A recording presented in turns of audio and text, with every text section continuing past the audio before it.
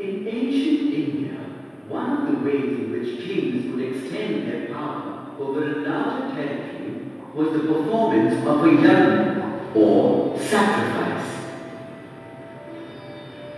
One such sacrifice was an important Vedic ritual called the Ashwamedha Yajna.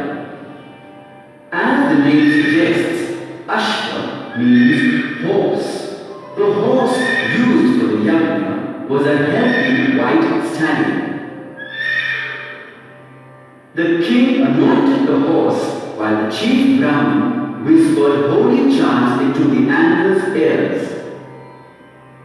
After this, the horse was let loose and allowed to roam freely for a year under the protection of the princes and the king's soldiers. While the horse roamed, the king, along with the Brahmins, continued with the rituals. The queens and other relatives too were part of the yajna. The Vaishyas or traders of the kingdom brought lavish gifts for the king. Meanwhile, as the horse wandered into new kingdoms, the local rulers were expected to accept this king's supremacy and pay tribute. If the local kings refused to pay tribute and stopped the horse, they would have to fight the accompanying soldiers. The horse continued to wander for a whole year, at the end of which it was brought back.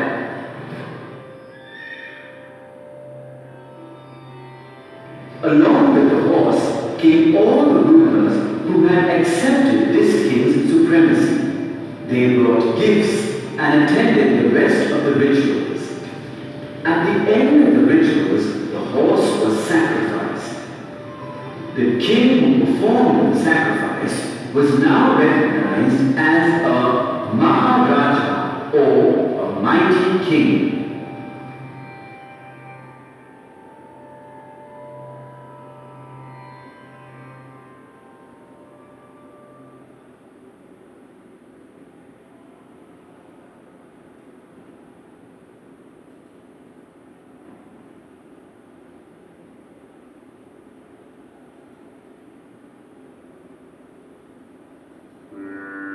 The Hindu community in India is divided into thousands of castes and subcastes.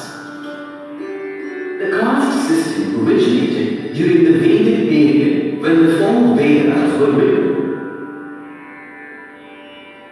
In Sanskrit, caste is known as Varna, which means color.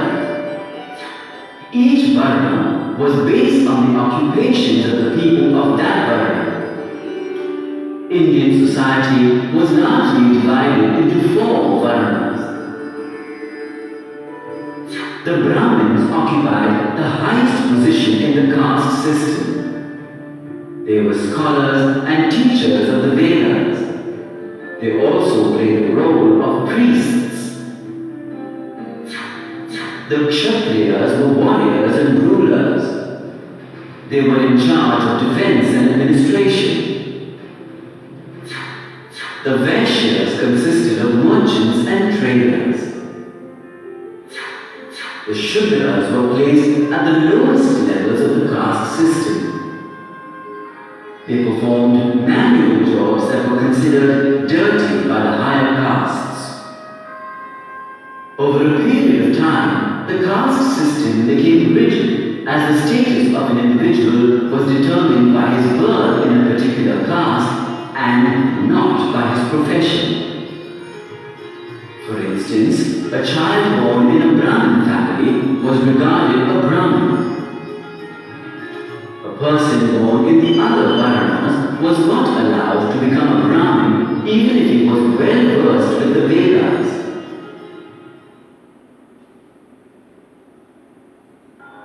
Now that you have seen the structure of the caste system that prevailed in India, let us see how well you can answer these questions. I make a living by buying and selling goods in the market. Who am I?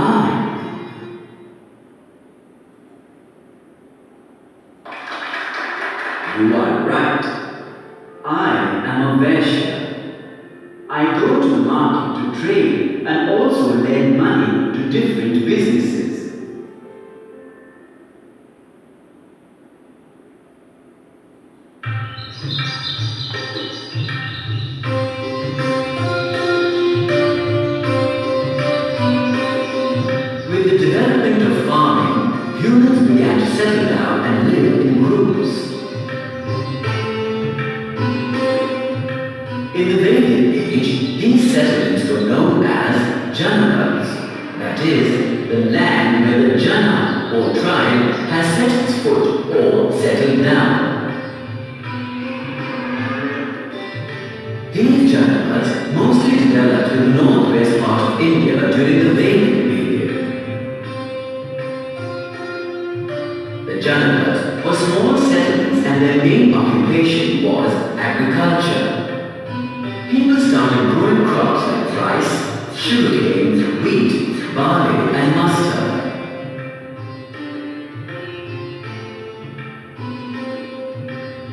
They also made pottery such as painted grey ware. Painted grey ware and other traces of urbanization have been discovered at various sites in northern India. These suggest the existence of Janapads in places like Atranjikera in Eta in Uttar Pradesh, Hastinapur and sections of Purana Killa in Delhi. As these Janapads grew in population and area, they became more organized and powerful. They were governed by elected kings or king consuls.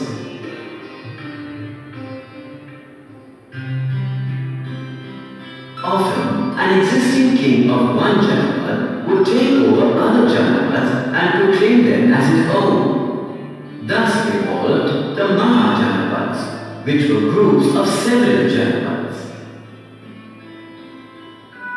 The kings of these Mahajanapads wanted to protect their territory and display their power. Hence, they converted these agricultural villages into military towns. Forts were built to protect the kingdoms from invasion. Soldiers were deployed and villagers were trained to build these huge brick structures. Not only were the Mahajanapads bigger than the Janapads, they were also economically more prosperous. The people in the Janapads were mostly involved in farming. However, the development of the Mahajanapads meant that the settlers gradually got involved in other functions like warfare and building forts.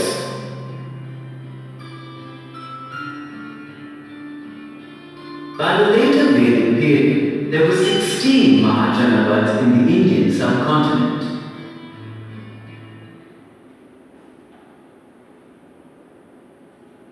Koshala, Vatsa, Avanti and Magadha were some of the important Mahajanapads during this period. Click each Mahajanapad to learn more.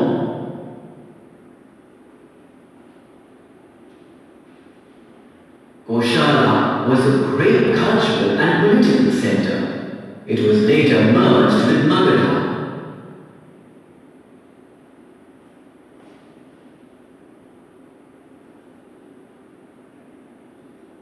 Vatsa had a vast merchant population since its capital, Kausambi, was a prosperous economic center.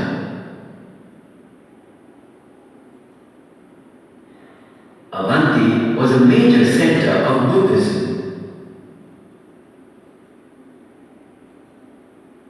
Magadha was one of the most powerful Mahajanapads. Magadha was the center of the two greatest empires of ancient India, Gupta and Maurya.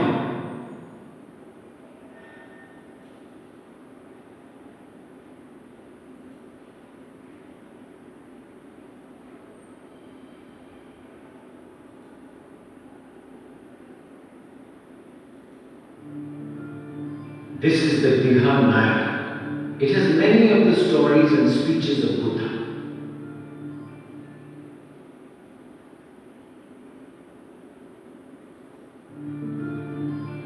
More than 2,500 years ago, India was divided into Janapadas or small kingdoms.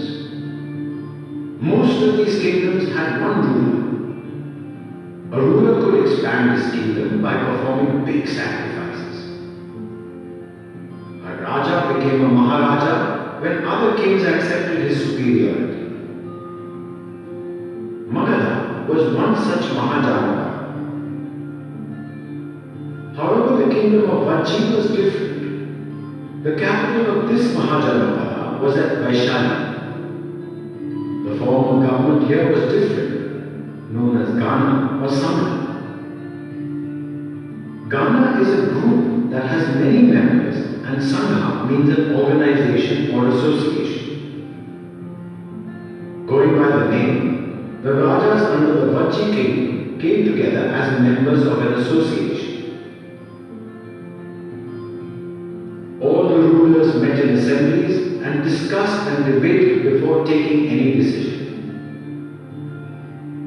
Unlike other Mahajanapadas like Magadha, where the Maharaja performed the rituals and the other kings watched, here all the Rajas participated in the rituals together.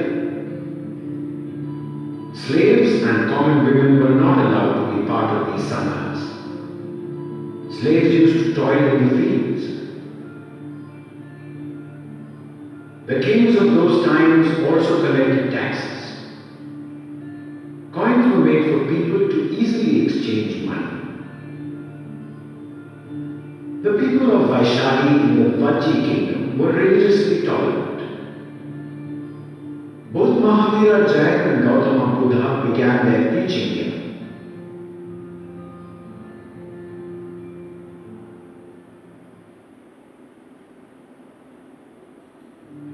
Which from the following were allowed to attend the assemblies of the Ganas? Select the correct option and click Submit.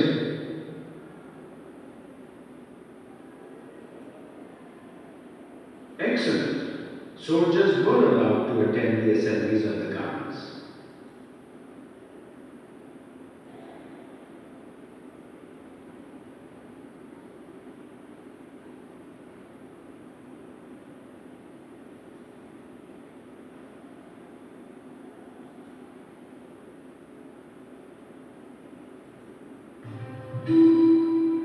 What is democracy? It is a form of government where the people of a country or a state are given the power to select their own rulers. In simple terms, democracy, taken from the Greek word demokratia, means rule by the people. What do you mean by a true democracy? A true democracy gives the people of a country the right to choose and replace the government through free and fair elections. People from all segments of society, once they are eligible to vote, irrespective of caste, creed, color, or religion, can select their representative. It is a form of government in which the interest of the minority is also protected through protection of fundamental rights of every citizen.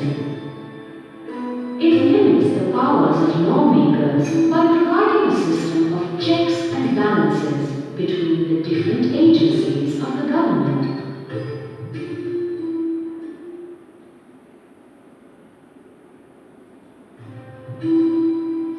Around 2,500 years ago, the people of Greece formed a new form of government and named it democracy.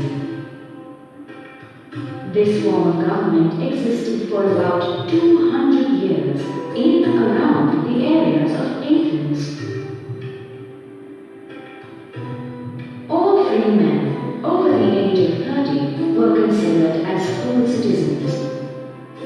They held meetings at least 40 times a year to decide important matters. A lottery method was used to choose or appoint members to fill the positions. The citizens had to serve in the army or navy. However, women, slaves, and foreigners were not considered as citizens. However, this was not a true democracy as we understand it today.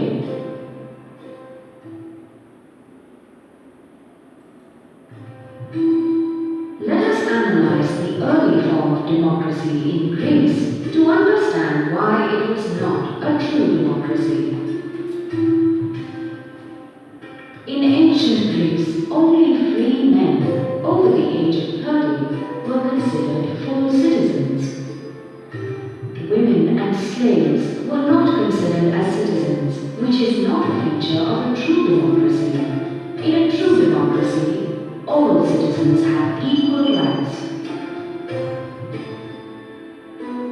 In ancient Greece, the citizens had to serve in the army and navy.